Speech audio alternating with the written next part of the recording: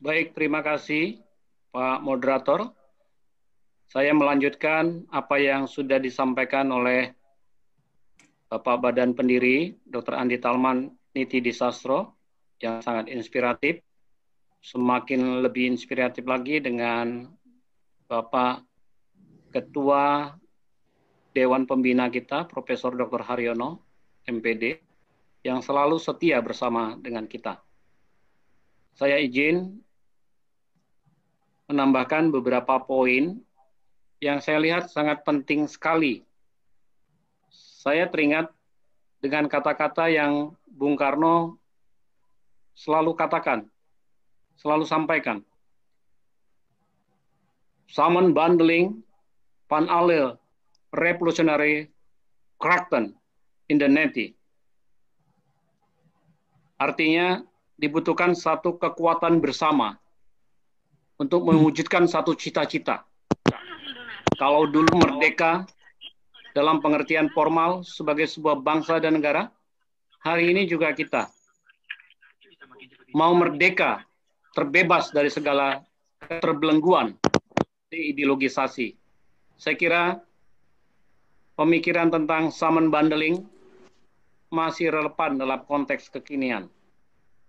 Itulah sebabnya saya di pagi jam 4:05 itu mencari inspirasi. Judulnya terakhir saya buat. Judul refleksi saya, akhirnya saya putuskan, masih perlukah Pancasila? Ini adalah pertanyaan reflektif buat kita semua. Sehingga kita semakin menyadari untuk apa kita membangun gerakan pembumian Pancasila.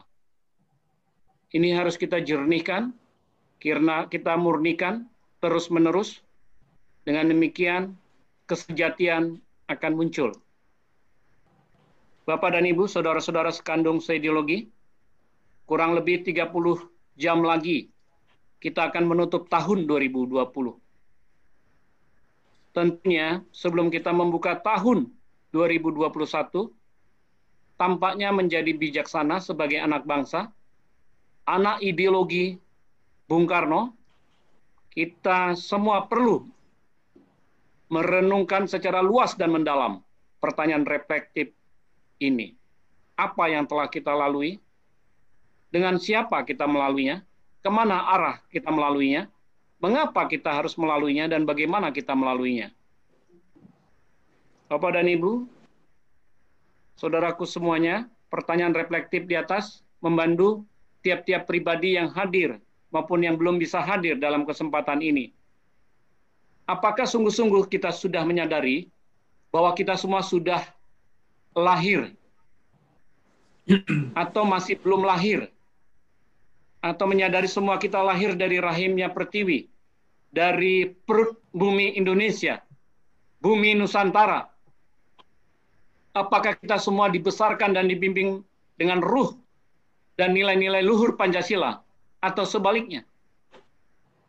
Dan selanjutnya, saat ini setelah mulai besar dan hampir matang, yang kita tahu berideologikan, kita sadar berideologikan Pancasila, bersemboyankan Bhinneka Tunggal Ika.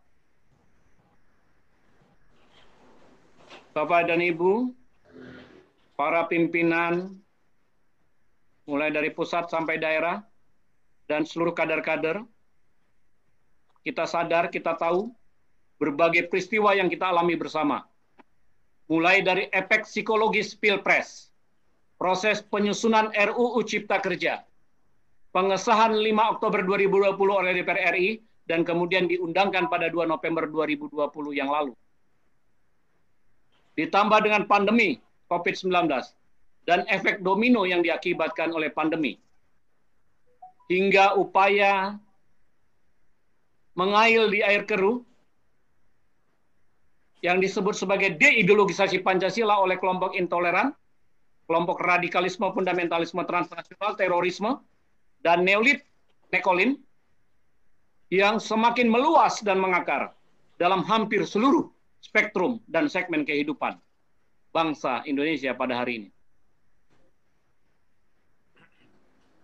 Saudara-saudara sekandung seideologi, terus-menerus saya mencoba merefleksikan dalam setiap aksi yang saya dengan teman-teman lakukan untuk menjernihkan, memurnikan perjuangan gerakan pembumian Pancasila.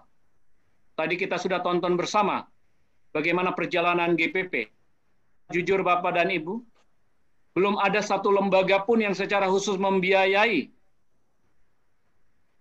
atau mendanai perjuangan gerakan pembumian Pancasila. Tapi dengan spirit gotong royong yang sangat luar biasa. Terima kasih kepada seluruh kawan-kawan juang, para senior, Bapak dan Ibu, yang mau bergotong royong, mengumpulkan uang, Rp1, Rp2, sampai Rp100, 1 juta. Dan kita tetap bisa jalan dengan gerakan ini. Puji Tuhan. Alhamdulillah.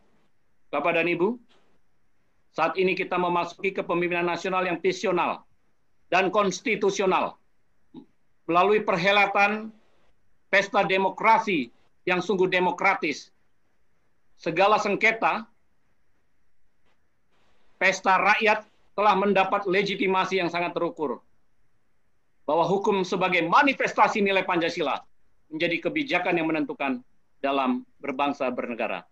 Hari ini kita berterima kasih kepada Insinyur Joko Widodo, Presiden Republik Indonesia, memiliki satu kekuatan spiritual yang sangat luar biasa untuk secara cepat memecahkan persoalan bangsa dengan sesuatu yang sangat bermakna yang tentunya kita sama-sama harapkan dan inginkan. Tapi pasca pesta demokrasi, kita menghadapi pandemi COVID yang pada hari ini sudah menyentuh angka 80 juta orang di seluruh dunia. Korban meninggal 1,8 juta orang. Sementara di Indonesia hampir menyentuh 700.000 orang. Dan yang meninggal 20.500 orang hingga pada saat ini. Di antaranya adalah para petugas kesehatan, para dokter, para perawat, dan petugas kesehatan lainnya. Untuk itu, dengan rendah hati, saya mengajak kita semua yang hadir dalam Zoom meeting, Zoom virtual pada hari ini, mari kita sebentar menundukkan kepala, serta berdoa kepada Tuhan Yang Maha Esa. Semoga arwah para korban keganasan COVID-19, khususnya para pejuang kemanusiaan, diterima di sisi Tuhan Yang Maha Esa. Mari kita tundukkan kepala kita sejenak.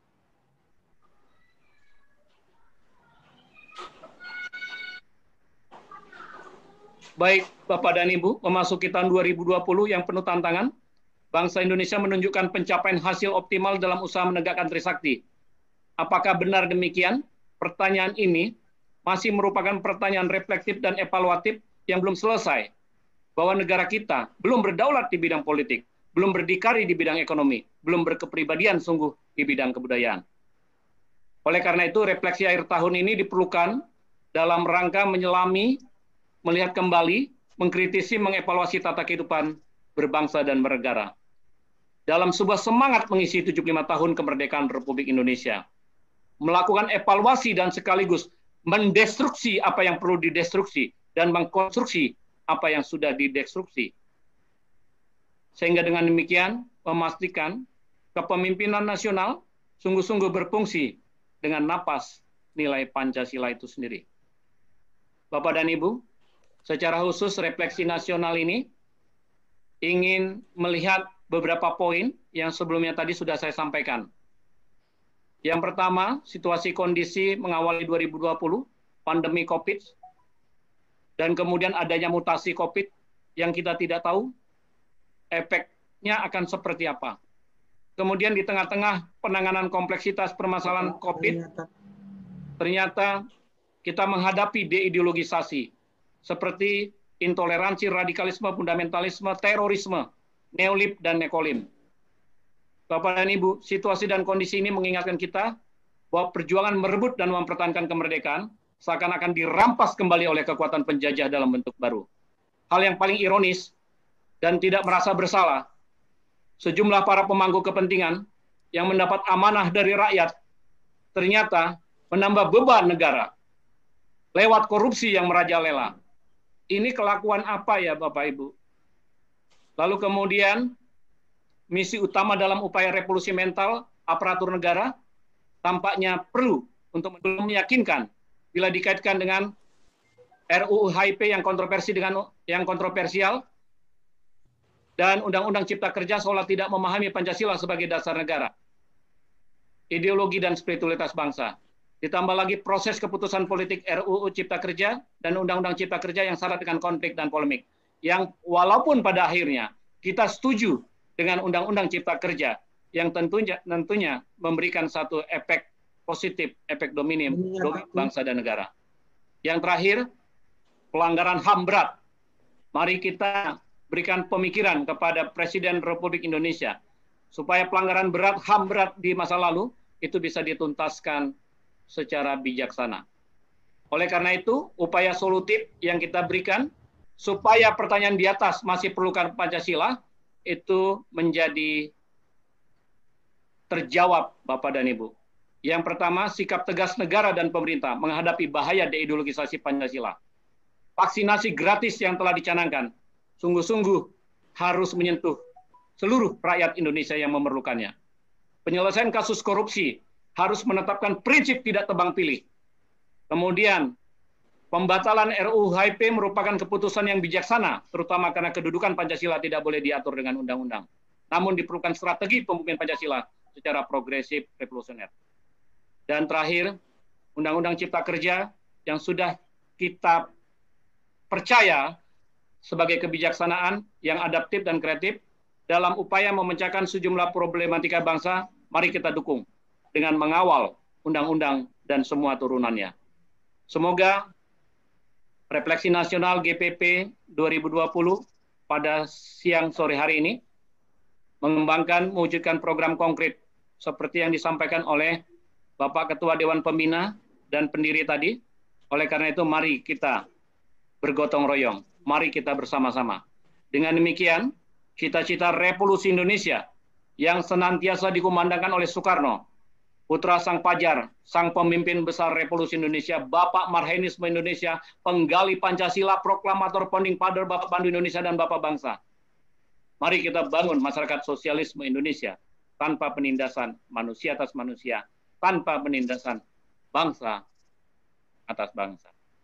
Saya kira demikian refleksi dari saya. Mohon maaf lahir dan batin, dan sekaligus mengucapkan selamat berulang tahun kepada Bapak Ketua Dewan Pembina Profesor Dr. Haryono. Salam Pancasila.